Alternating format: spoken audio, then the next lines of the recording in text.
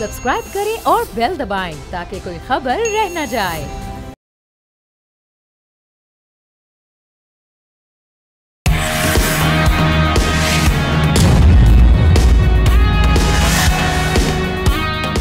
अस्सलाम वालेकुम, आप सबको बहुत बहुत ईद मुबारक हो।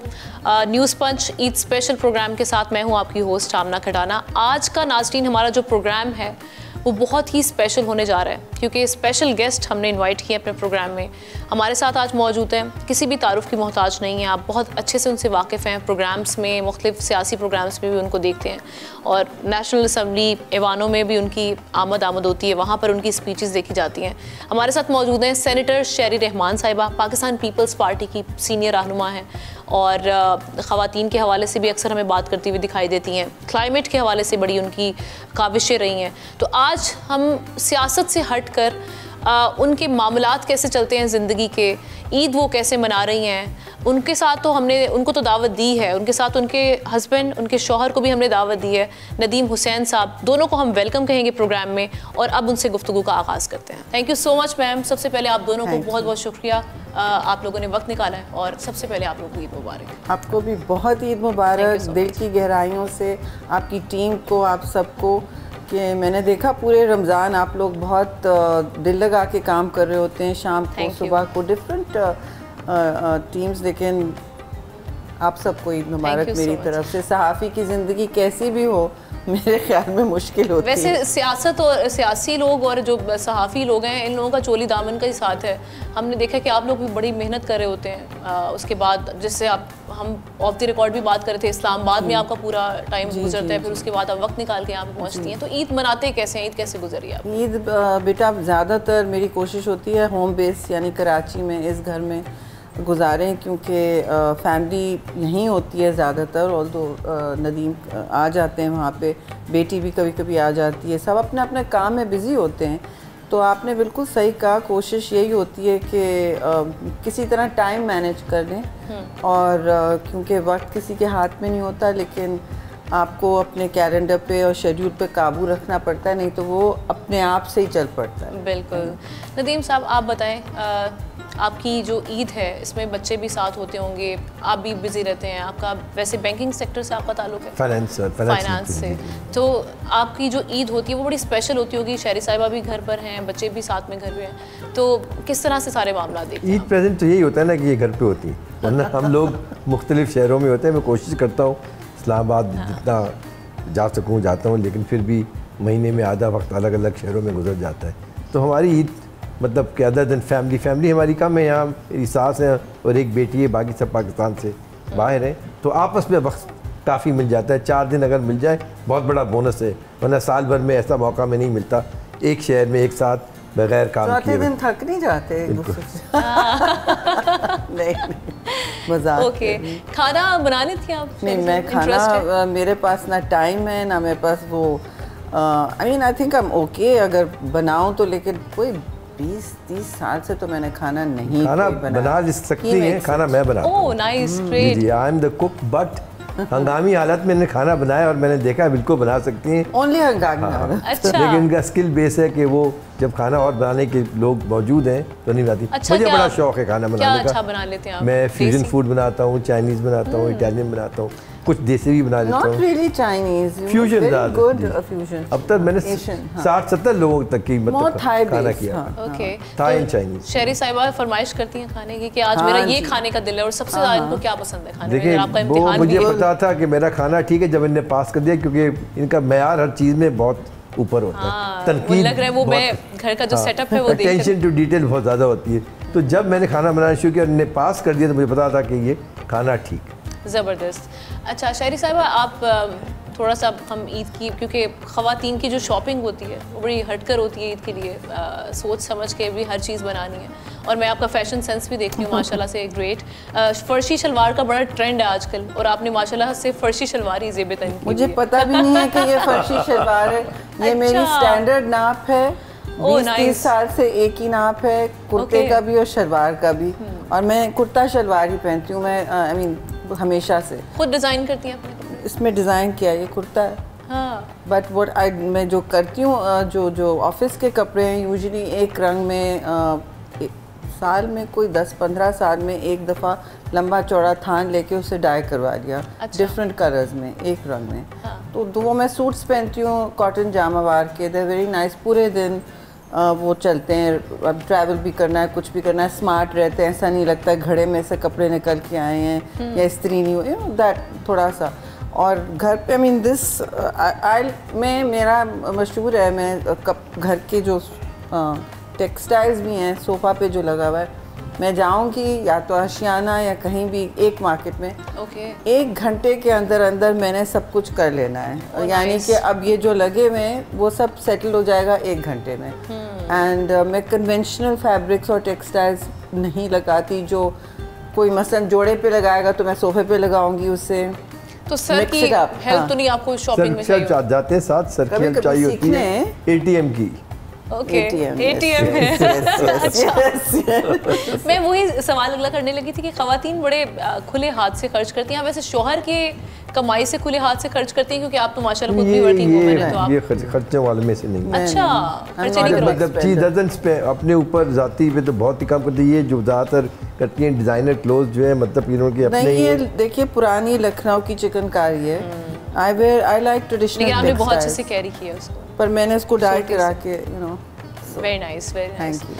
तो आपकी बेटी, उनके बारे में बताइए। एक ही बेटी? बस वो काम पे ही रहती हैं। एक मेरी बेटी है, इनकी भी 3 हैं और हम सब की हैं। वो 3 तो मुल्क से बाहर हैं, सब अपने अपने कामों में बिजी हैं अपनी ज़िंदगी में। अच्छा। और किसको आप क्या बोलें, सब टाइम निकाल लेते हैं फ़ोन का, तो बहुत अच्छी बात है। ट्रैवलिंग करते हैं क्योंकि टाइम तो मुश्किल होता होगा मैनेज। ट्रैवल मेरा बहुत ज़्यादा हो जाता है और मुझे अब थोड़ी सी कभी कभी हॉल भी होती है ट्रैवल से, स्पेशली डोमेस्टिक ट्रैवल। मुझे किसी ने नहीं बताया था जब मैंने सियासत ज्वाइन की, और मोहतरमा शहीद ने मुझे बताया कि बस इतने दिन होंगे।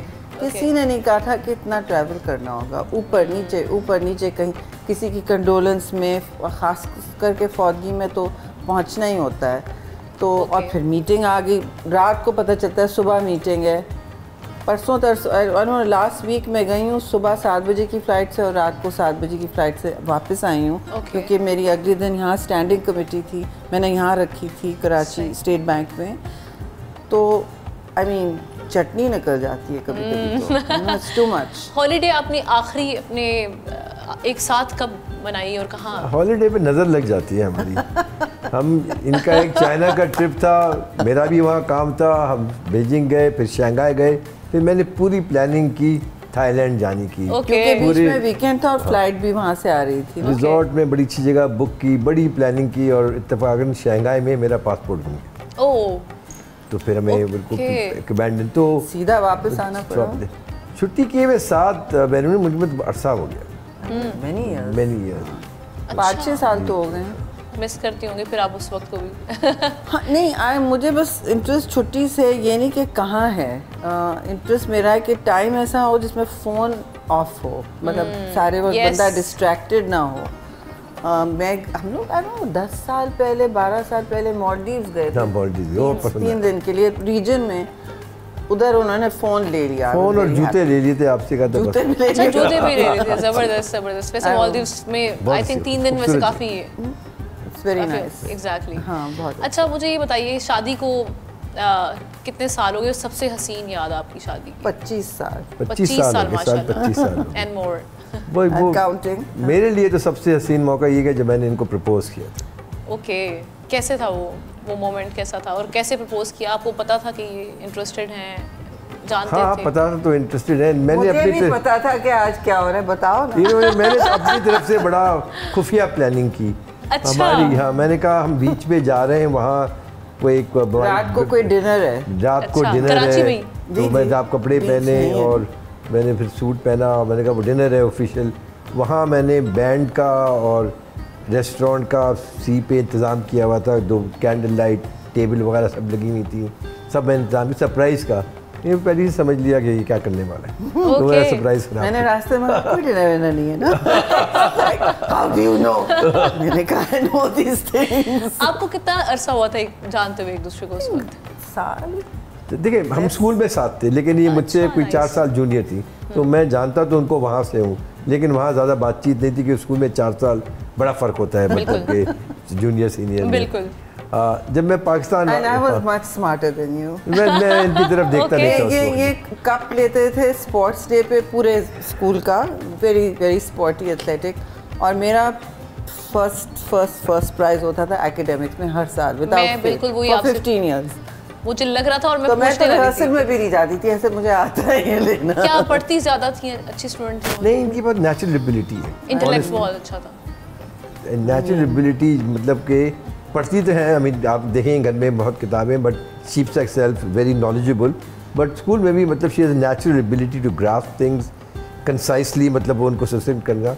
मेरा काम था, मैं स्कूल में पढ़ाई के लिए जब वैसे ही जा रहा था, आगे मुझे देख रहा था क्या हो रहा है। तो उस वक्त बाद में फिर साल में 1 साल मतलब मैं जब वापस आया था पाकिस्तान, दोबारा मुलाकात हुई थी, तो उसके बाद में अब तो 25 साल हो गए माशाल्लाह। और जिस तरीके से आपने प्रपोज किया, मैं इसको सिर्फ इमेजिन कर रही हूँ, क्योंकि या नॉवेल्स में या हमने बड़ी अच्छी मूवीज़ में इस तरह से देखा था। अब तो खैर मामलात बहुत डिफरेंट हो गए हैं। मैं चाहूँगी कि अब तो इवेंट प्लानर हर चीज़ करता है। एग्जैक्टली, और एफर्ट ना होना मैम, ये कितना बड़ा आप समझते हैं कि इसकी वजह से हमारे जो रिश्ते हैं वो उतने पायदार नहीं, स्ट्रॉन्ग नहीं रहे? बिल्कुल बिल्कुल, एफर्ट ना होना, और फिर बाद में मतलब I think you have to work it every day. Even दोस्त के साथ भी आपको रीच आउट करना पड़ता है कि भाई, और अब उनका क्या हाल है, कोई वजह है कि इतने दिनों से कोई फ़ोन नहीं, कोई टेक्स्ट नहीं आया। सो दोनों साइड्स को मैं समझती हूँ, you have to work at relationships there. हमें we should be very lucky, हमें अपने आप को समझना चाहिए बहुत लकी के रिश्ते अच्छे और ख़ास तौर से पायदार दोस्तियाँ, पुराने दोस्त, उनकी वैल्यू होती है। कभी कभी आपके बिल्कुल इंटरेस्ट अलग अलग हो जाते हैं, बिल्कुल, तब बचपन से इंटरेस्ट तो हो ही जाते हैं अलग, ज़िंदगियाँ कितनी कितनी गुजर जाती हैं, मगर एक वो अफेक्शन तो रहता है एक दूसरे के लिए, टॉलरेंस। और तो मैं तो हमेशा आई रीच आउट, और मुझे बहुत खुशी होती है जब कोई पूछता है कि अच्छा ये आपके 5 साल की उम्र से दोस्त हैं। ऐसा बर्दाश्त से बाहर है, लेकिन है ज़बरदस्त। अच्छा आप सर, आप क्या एडवाइस करेंगे कि आजकल क्योंकि ये बड़ा एक हॉट टॉपिक भी है कि शादियां हम देख रहे हैं कि मुश्किल से हो रही हैं और डिवोर्स बहुत जल्दी हो रही हैं। एक तो लोग फ़ोन पे बहुत कुछ टाइम गुजारते हैं ना, अपनी डिवाइसेस पे टाइम गुजारते हैं, और रिश्ते सिर्फ डिवाइसेस पे नहीं जुड़ते। बिल्कुल, I mean you may have something. नहीं बिल्कुल, देखें जैसे उन्होंने पहले कहा कि रिलेशनशिप और रिश्तों पे मेहनत करनी पड़ती है, आप ग्रांटेड नहीं ले सकते, और आपको कॉमनैलिटी ऑफ इंटरेस्ट ढूंढना पड़ता है ताकि आप लोगों की कुछ चीज़ें जो है दोनों को इंटरेस्ट। फॉर एग्जांपल इस घर का सजावट में दोनों का इंटरेस्ट है, काम सब ये करती हैं कंसेप्शन विजुअलाइजेशन, लेकिन मुझे इंटरेस्ट है पेंटिंग साथ खरीदेंगे, अगर कोई चीज़ घर में बनाई जा रही है तो मैं साथ खड़ा हूँगा, देखूँगा। मेरी एडवाइस, मैं खर्चा कम करती हूँ, ये ही वांट्स टू डबल, मैं कहती हूँ नहीं नहीं नहीं नहीं, मतलब मेरी एडवाइस जो है उस पर अमल नहीं होगा, किफ़ायतशार बीवी है फिर ली जाती है। किफ़ायतशार नहीं, लेकिन यू नो हमने कभी आसानी से, जो भी है हर कोई चीज़ आसानी से नहीं मिली लाइफ में, हम दोनों को we have that in common, so we don't take anything for granted. और दूसरी बात मैं आपसे रिश्तों का कहना चाहती थी, लोग मैं देखती हूँ बैठे होते हैं, एक साथ बैठे होते हैं, हम सब से ये ख़ता होती है, और फिर मैं अपने आप को चेक करती हूँ कि भाई फ़ोन रख दें, सब बैठे हैं, मतलब सालों के बाद मिल रहे हैं, या मुश्किल से मीटिंग भी मुश्किल से मिल रहे हैं, सब फ़ोनों पे होंगे, चलें आप काम पे कर लें, लेकिन जब थोड़ा सा अपने सोशल टाइम गुजारना है, even at work, even with work colleagues, put the phone away please. मगर क्योंकि आप डिस्ट्रैक्टेड हैं सारे वक्त, आपका जहन कहीं और काम कर रहा होता है, आप क्या देखेंगे किसी की आंखों में, किसी की दुख क्या बांटेंगे, किसी की खुशियाँ क्या समझेंगे, आई मीन ऑनेस्टली, बिल्कुल, बिकॉज कॉग्निशन आपका इंटरप्टेड होता है ना।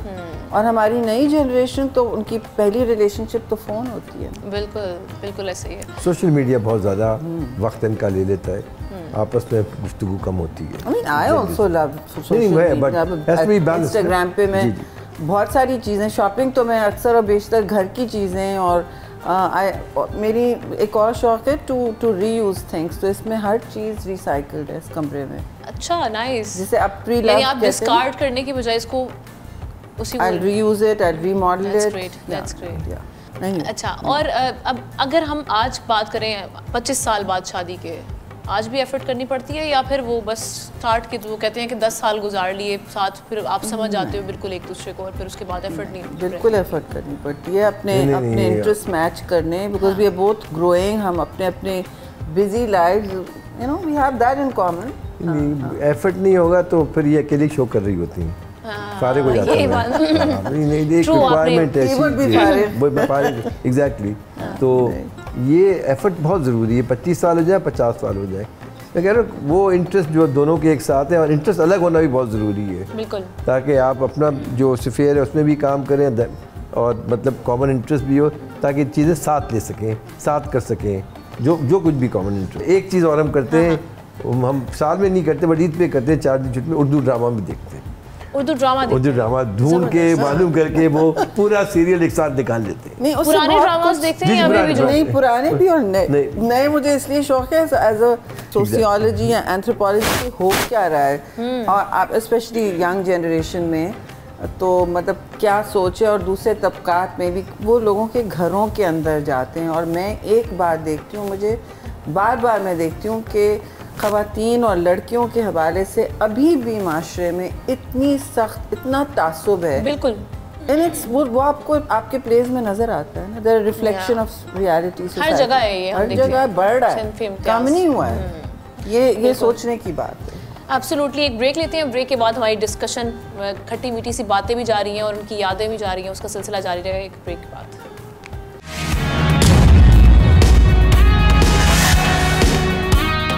Welcome back once again. हमारे साथ शहरी रहमान साहिबा अपने शौहर नदीम हुसैन साहब के साथ मौजूद हैं, उनसे हमारी डिस्कशन जारी है आज ईद के मौके पर। शहरी साहिबा, ईद जब आप मनाते हैं तो ईद पे क्या सियासतदान भी घर में आते हैं, उनको भी दावतें होती हैं सियासी? जी, क्योंकि इस ईद में सियासतदानों की इफ्तारियाँ ज़्यादा होती हैं पूरे महीने, क्योंकि एक मिल बैठने का एक्सक्यूज़ भी मिल जाता है, ख़ासतौर से इस्लामाबाद में, लाहौर, इस्लामाबाद, कराची, ऐसी जगहों में तो बहुत होती हैं, क्योंकि सबको एक दूसरे को दावत देने का मौका भी मिलता है, फिर एक रोज़ा काटने का भी एक तरीका। बिल्कुल। लेकिन हमने कराची के घर में, क्योंकि सामने थोड़ी सी जगह भी है, दोनों के ये भी जॉइंट इंटरेस्ट हैं कि हमने होते होते 25 लोगों के लिए इफ्तार किया, जो गार्ड्स वगैरह जिनके पास ना वक्त होता है ना उनके पास इतना, जो भी आप कह लें, देखिए अफरात-ए-ज़र इतना बढ़ चुका है, बिल्कुल, कि 5, 6, 7 लोगों को दस्तरखान पे बिठाना आसान नहीं होता फैमिलीज़ के लिए। तो हमने कहा हम शुरू करते हैं, पहले भी किया था, इस दफ़ा किया, और मेरे जो स्टाफ के कॉलीग्स हैं वो भी बहुत तवज्जो देते हैं, लेडीज़ भी बढ़ रही हैं, पहले कम आई थी ख़वातीन, यू नो, अब इनके साथ एक खातून बैठी हुई थी, तो मैं इनसे बात कर रहा था, इनकी दोस्ती हो गई उससे, तो कहने लगी उससे, ये कौन है? कहने लगी क्यों? कहीं तेरा बाप है? नहीं, मेरा मियाँ है। अब मैंने तो ये कहानी नहीं सुनाई, तुमने मुझे सुनाई थी ना, बहुत खुश थी। अब हम हंस रहे थे, तो मैंने कहा ये क्या कह रही है मुझे, मेरा मियाँ है। मैंने कहा अच्छा। उसकी बेटी स्कूल नहीं जा रही थी, बेटा जा रहा था, तो हमारा रोज़ डिस्कशन इसी पे होता था, तो मैंने कहा चलो हम ईद के बाद उसे यहाँ स्कूल में डाल दे, कांट अफोर्ड इट ना, तो पहले बेटी ही कटती है ना। थोड़ा सा इम्तिहान सर कर लेते हैं कि वो आपको कितना जानते हैं। शहरी साहिबा की दोस्तियाँ सियासत में, ख़वातीन जो फीमेल फ्रेंड्स हैं वो कौन सी सा क्लोज फ्रेंड्स हैं, मैं तो ये जानना चाहूँगी। आई डोंट थिंक इनकी पर्सनल दोस्तियाँ हैं सियासत में, लेकिन प्रोफेशनल इनकी रिलेशनशिप्स हैं। ओके नहीं पता, वो कह रही नहीं पता। इनका फेवरेट कलर नहीं, दोस्तियाँ सियासत में बहुत हैं। ये सेगमेंट काट दो। देखो अच्छा, ज़रूरी नहीं है फीमेल है ना, बिकॉज मेरी पोजीशन विमेंस विंग में नहीं है। ओके। तो मेल ज़्यादा दोस्तियाँ हाँ, वो तो उनसे भी हो गई हैं, अब इतने साल हो गए हैं, और मतलब बल्कि मेरे खिलाफ महाज, सबसे अच्छे दोस्त कौन से? मेरे खिलाफ महाज बनते हैं इस्लामाबाद में, नदीम चंद और नैयर बुखारी तो पक्का महाज बनाते हैं, इनसे मिलके मेरे खिलाफ। वो कहते हैं मजलूम पार्टी है ये, मजलूम पार्टी। हम साइड पे जाते हैं, यहाँ पे नवीद कमर, रजा रबानी, सब के कराची वाले, सिंध वालों में से, तो ये क्योंकि हम कराची में मिलते जुलते रहते हैं, तो ये भी यूसुफ टारपुर मरहूम थे, अब तो खैर वो नहीं है हमारे साथ, लेकिन एक पूरा जनरेशन हमारा तो सफ़र ही रोज़ का गुजरता है। दोस्तियाँ ज़्यादा हैं या दुश्मनियाँ ज़्यादा हैं आपकी? दुश्मनी, देखिए मेरे लिए दुश्मनी किसकी, दुश्मन की कोई हैसियत नहीं होती, क्योंकि आपने अगर किसी को इतना सर पे चढ़ा लिया है अपने जहन पे, असाब पे, तो आपके लिए फिर वो दुश्मन तो बहुत बड़ी चीज़ है। आप किसी को दुश्मन समझे नहीं। और अच्छा, दूसरी बात ये, अगर कोई दिल से आपसे माफ़ी मांग दे किसी, देखिए ऊंच नीच होती है, बिल्कुल फॉरगिवनेस होना चाहिए। मुझसे भी, हम सब इंसान हैं, बहुत तो जरूरी मैं तो मिनटों में वहीं मैं भूल जाती फौरन भूल जाना चाहिए। मुझे एम्बैरेसमेंट होती है कि कोई मुझसे माफ़ी मांगे। शख्सियत ऐसी है कि गुस्सा भी जल्दी आता है, लेकिन माफ़ी भी उतनी जल्दी होती है। सियासत में कहाँ से इंस्पिरेशन लेकर आ पाई थी? ज़ाहिर है शहीद मोहतरमा बेनज़ीर भुट्टो वही थी, और वो बहुत पूरे एक जनरेशन के लिए वो एक रोल मॉडल थी ना। हमारे हाथ में कुछ ना कुछ अख्तियार आता है, देखिए ऑटोनॉमी देखते हैं अपने आप को, फैसले अपने करना, और फिर पूरे मुल्क को, पूरी दुनिया में एक कितना बड़ा सिंबल बनना। बिल्कुल सियासत का भी और विमेन एम्पावरमेंट का भी। आई मीन मुस्लिम दुनिया की वो सेकंड टाइम, पहली दफ़ा इलेक्टेड प्राइम मिनिस्टर थी पूरी। बिल्कुल। और जब उनकी शहादत हुई तो कहाँ कहाँ से लोगों के फ़ोन आए रोते हुए, अमेरिका से लेके मतलब दुबई, कहीं भी, मतलब यहाँ तो खैर वो तो बात ही और थी, मगर उनके साथ कोई खूबसूरत हसीन, वैसे तो आपकी बहुत सारी हसीन उनके साथ लम्हात गुजरे होंगे, अच्छी यादें गुजरी हैं, लेकिन मैं चाहूँगी कि आप हमारे कोई एक ऐसी याद हो जो हमारे नाज़रीन से शेयर करना चाहें, व्यूअर्स से। हमारी तो दोस्ती भी थी, उन्होंने खुद ही ये इंश्योर किया कि दोस्ती रहे, मतलब फॉर्मल भी रिश्ता था ज़ाहिर है, क्योंकि वो मेरी लीडर थी, लेकिन दोस्ती भी रखती थी। मैं उनके घर जाके रहती थी दुबई में जब वहाँ रहती थी, और एक दफ़ा नदीम भी वहाँ काम कर रहे थे, रह रहे थे, तो मैंने कहा I have to go there, रात को पे तो नहीं रह सकूँगी। शी से अच्छा, खैर हम वॉक पे गए, कहीं लंबे वॉक पे जाती थी वो अपनी एक्सरसाइज रेजीम वगैरह, और हम मतलब एक मजाक उड़ाए थे। मैंने कहा देखो नदीम की गाड़ी वहाँ खड़ी है, बहुत देर से वो घूम रहा है, अब तो वो मुझे छोड़ के चला जाएगा। She was like in a panic। मैंने बाद में कहने नदीम, मैं इसे चलिए मजाक उड़ा रही हैं ये। अच्छा, मैं जब नहीं होती थी and he was living there, तो हर थर्सडे नाइट आई थिंक वो बुलाती थी नदीम को कि मेरे साथ आके खाना खाओ, तुम अकेले ना फील करो, सबका ख्याल रखना, अकेले रह रहा है, इधर उधर ना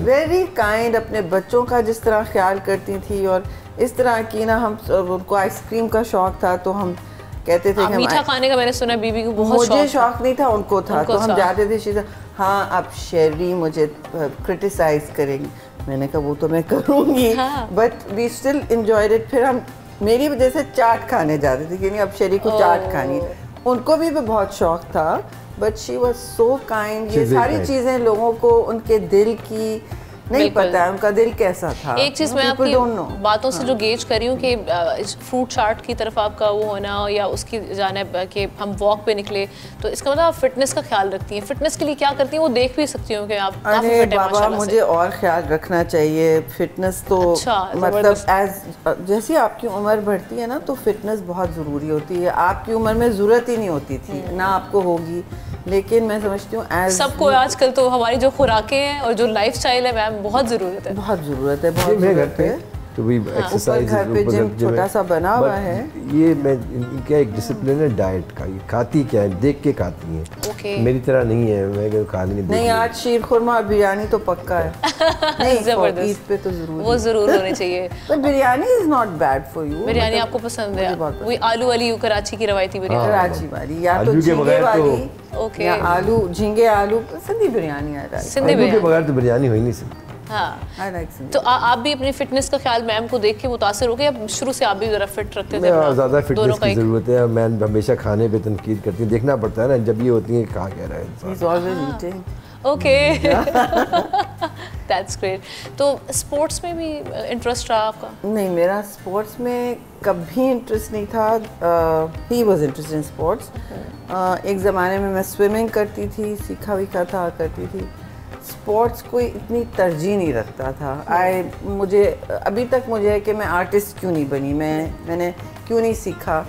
कोशिश क्यों नहीं की? सही। मगर एक ही ज़िंदगी है, उसमें आप क्या क्या कर सकते हैं, you know? बिल्कुल। But I do want to retire and try that. शायद बिल्कुल फेलियर होगी, क्या पता। अगर शहरी साहिबा सियासतदान ना होती तो इनके इंटरेस्ट देखते हुए आप क्या समझते हैं कि क्या आज होती है? इनके इंटरेस्ट बहुत वेरिड है। For example she is an author, और ऑथर रहती हैं, किताब इन्होंने लिखी हुई है, मज़ीद किताबें लिख सकती हैं।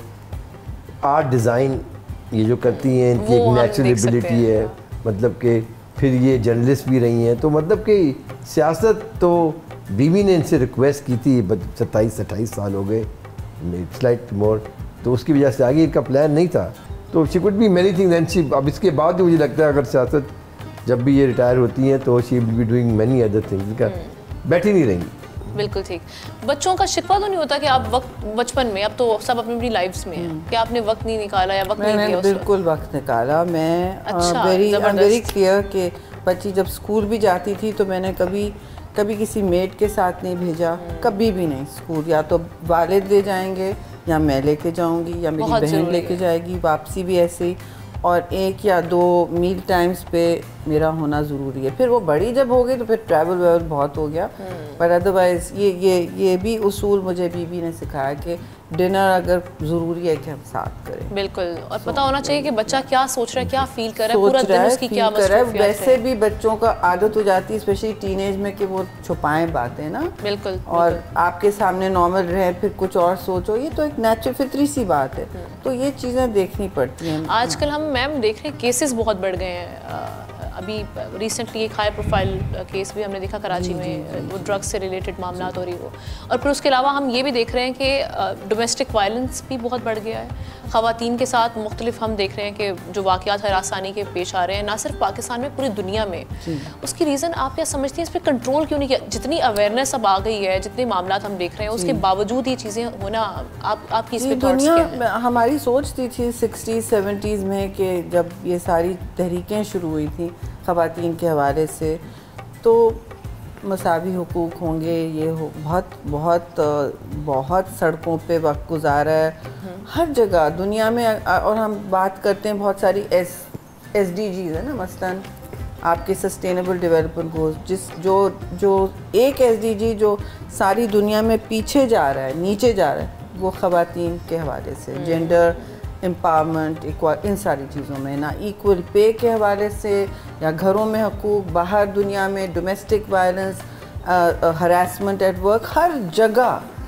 और बढ़ने की बात यह कि कभी कभी मैं सोचती हूँ शायद रिपोर्ट ज़्यादा हो रहा है, लोग हौसला करते हैं, लेकिन मुझे लगता है नहीं, ऐसा सिर्फ रिपोर्टिंग की बात नहीं है। मुझे लगता है एक माशरे में जब कभी हम कहते हैं कि महरूमियों की वजह से भी होता है, जब कोई तंग नज़र हो और तंगी हो, लेकिन जो अशराफिया में होता है बंद दरवाज़ों के पीछे, मैं खुद विटनेस हूँ, मुझे बहुत सारे केसेस आते हैं, लोग पूछते हैं कि अब हम क्या करें। वो भी शॉकिंग होते हैं। सबसे कम मिडिल क्लास में होते हैं जी, और जो निचला तबका है वहाँ तो अभी भी ऑनर किलिंग्स, ऑनर के नाम पे किलिंग्स हो रही हैं, लड़कियों को ट्रेड करना। एक बाप अभी थे जिन्होंने शायद खुदकुशी कर ली। ये केसेस इतने हैं कि हम रिपोर्टिंग में भी नहीं आते ना, खुदकुशी करी क्योंकि उनकी बेटी को ट्रेड कर लिया, और ये नॉर्मल होता जा रहा था, ये अब नॉर्मलाइज हो गया। फिर डोमेस्टिक वायलेंस, आपने बहुत बड़ी बात की। यूके में 1 out of 3, अब यूके जैसा मुल्क आप कहते हैं वहाँ एक्सट्रीम वो नहीं है, लेकिन हर जगह मैं समझती हूँ वायलेंस भी बढ़ रही है माशरे में भी। जो दुनिया में इस वक्त एक्सपेंडिचर सबसे ज़्यादा किस चीज़ पे हो रहा है? वायलेंस एंड स्टेट, चाहे रियासत भी यूज़ करे, but it's the expenditure is on defence, not on saving the planet और human beings, it's on defence. And sir से भी, सर आपके थॉट्स क्या हैं कि इसको किस तरह से हम कंट्रोल कर सकते हैं, इसमें बेहतरी लाने की गुंजाइश है और कैसे किया जा सकता है उसको?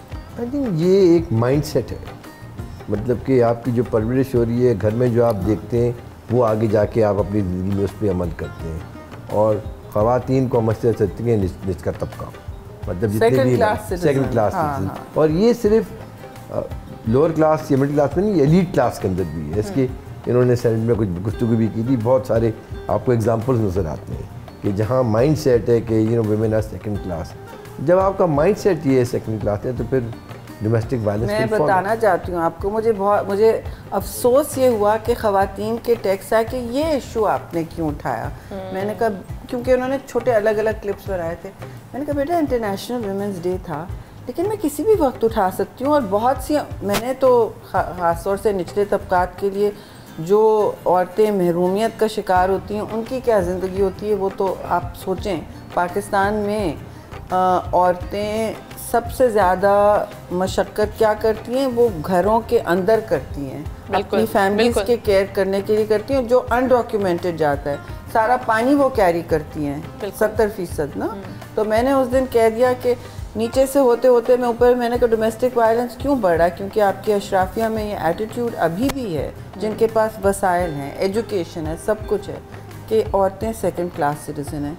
सिंध क्लब कराची में है, मुझे पंजाब क्लब का नहीं पता, मैंने नाम लिया कि आप फुल मेंबर नहीं हो सकते, आप वोटिंग नहीं कर सकते। और जो वहाँ बातें होती हैं, चलिए डॉग्स एंड विमेन आपने साइन हटा दिया, कॉलोनियलिज्म की बाकियात, लेकिन अब तो आप कॉलोनियलिज्म की बाकियात नहीं है ना। बिल्कुल।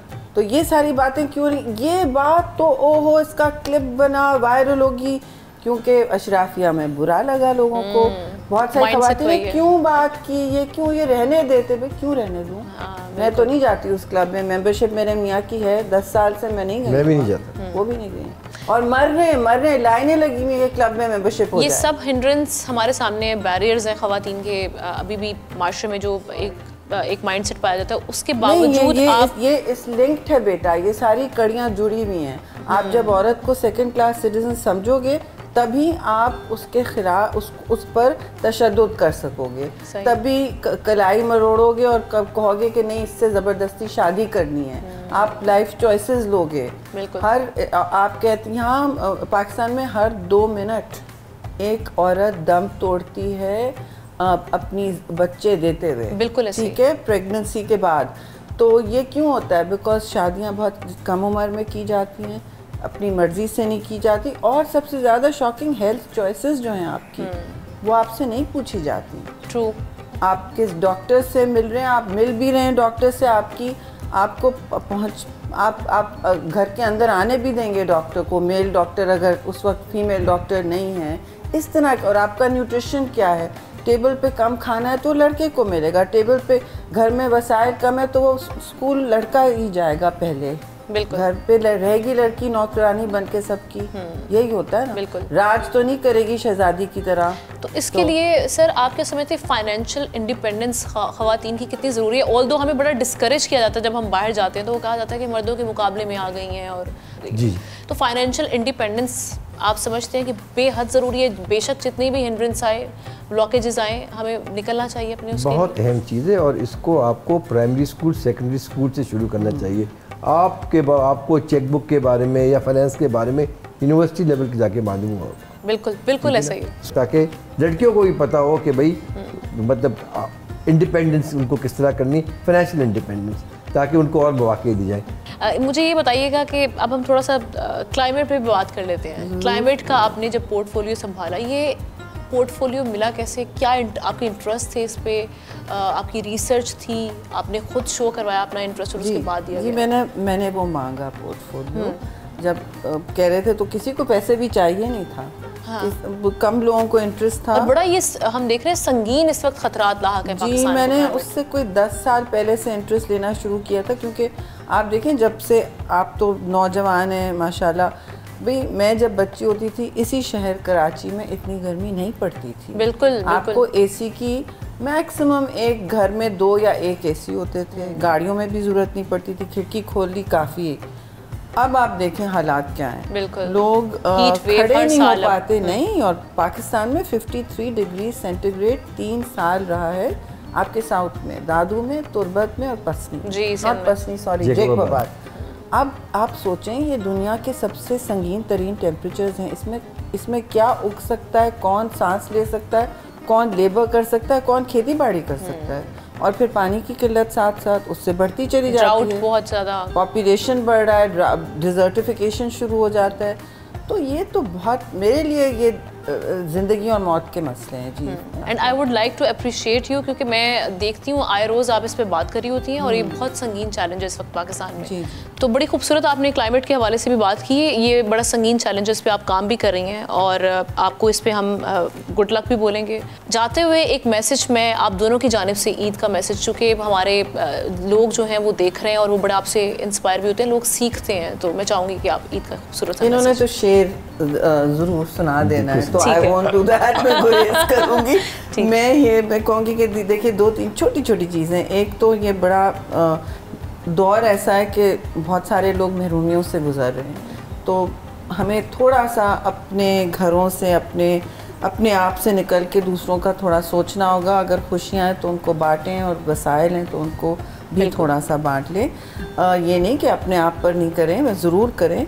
और दूसरी बात कि ख़ास तौर से जो ख़वातीन हैं और यंग वुमेन एंड मेन जो आजकल हैं, देखिए आप अपनी ज़िंदगी अपने हाथ में लें और अपना ऐसा मुस्तकबिल का सोचें जहां आप, ठीक है आपको अपनी अपनी नौकरियां चाहिए, but think of Pakistan also, because हम सब एक हिस्सा बनते हैं। True. और इतने जल्दी मुल्क से भागने का ना सोचें, यही हमारी शनाख्त है। और अगर हम यहाँ रह कर काम करें और कंट्रीब्यूट करें कौमी धारे में पढ़ लिख के, तो फिर ये ना सोचें ना हमें बाहर कहाँ जाना है। सर आपका शेर आपकी तरफ शेर सुना देना है। शेर है कि क्यों कर संभालते हमें वो ना खुदा जो खुद साहिल की ओर से भंवर देखते रहे, मंजिल की राह में आबला पा उठ खड़े हुए और शह सवार गुबारे सफ़र देखते रहे। हमने मुल्क को तब्दील करना है तो हम खुद करेंगे, हमें किसी का इंतजार नहीं करना। दूसरों की तरफ ना देखें। बिल्कुल सही है, खूबसूरत बात आपने की है। और मुझे यहाँ से पता चला कि आपको लिटरेचर में भी इंटरेस्ट था। ये चीज़ हम मिस कर गए। मैम आपको भी लिटरेचर में वैसे इंटरेस्ट है? जी बचपन से। ज़बरदस्त। इसके साथ ही बड़ा मज़ा आया आप लोगों के साथ, बड़ा खूबसूरत वक्त गुजरा, बहुत सी चीज़ें सीखने का मौका मिला, क्योंकि हमारी बातों से ही बहुत सारे पैगामात निकल रहे होते हैं। तो ईद मुबारक आपको फिर कहेंगे। अब प्रोग्राम वाइंड अप करते हैं, उसके बाद हम खाने पीने की जानिब चलते हैं। और आप सबको बहुत बहुत ईद मुबारक। आई होप आपको आज का हमारा जो एपिसोड है वो बहुत पसंद आया होगा। मैम से बातें की, उनके हस्बैंड से बातें की और आपको जानने का मौका मिला कि शहरी रहमान कैसे ज़िंदगी गुजार रही हैं और शहरी रहमान साहिबा के जो अपने शौहर के साथ हैं मामलात ताल्लुकात और किस तरह से उन्होंने अपना घर संभाला हुआ है, वो भी हमने उनसे बात की। इसके साथ ही आज के प्रोग्राम का वक्त ख़त्म हुआ चाहता है। आपसे इंशाल्लाह हम कल मुलाकात करेंगे। अल्लाह हाफ़िज़।